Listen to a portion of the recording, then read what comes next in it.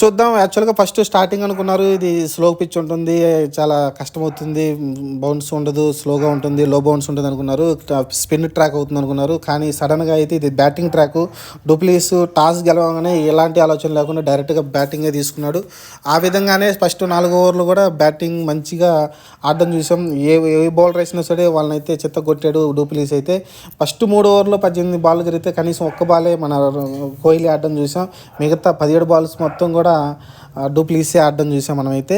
అంత విధంగా అయితే డూప్లిసీ స్ట్రైక్ తీసుకుని అయితే మంచిగా ఆడడం చూసాం. కానీ ముస్తఫిజుర్ ఎప్పుడైతే వచ్చాడో 4 ఓవర్లో అప్పటి నుంచి అయితే మొత్తం సీన్ మారిపోయింది. ఆర్సీబీ డౌన్ఫాల్ మొదలైంది. డూప్లిసీ కొంచెం సేపు ఉన్నా కూడా మ్యాచ్ని అయితే వేరే విధంగా ఉండేది. టార్గెట్ కూడా ఇంకా పెంచి ఉండేవాడు. కానీ అన్ఫార్చునేట్లీ అతను అవడంతో వరుసగా అయితే రజత్ పాటిదార్ కూడా డక్అవుట్ కావడం, మ్యాక్స్వెల్ కూడా డక్అవుట్ కావడంతో అయితే మ్యాచ్ పూర్తిగా చెన్నై చేతుల్లోకి అయితే వెళ్ళిపోయింది.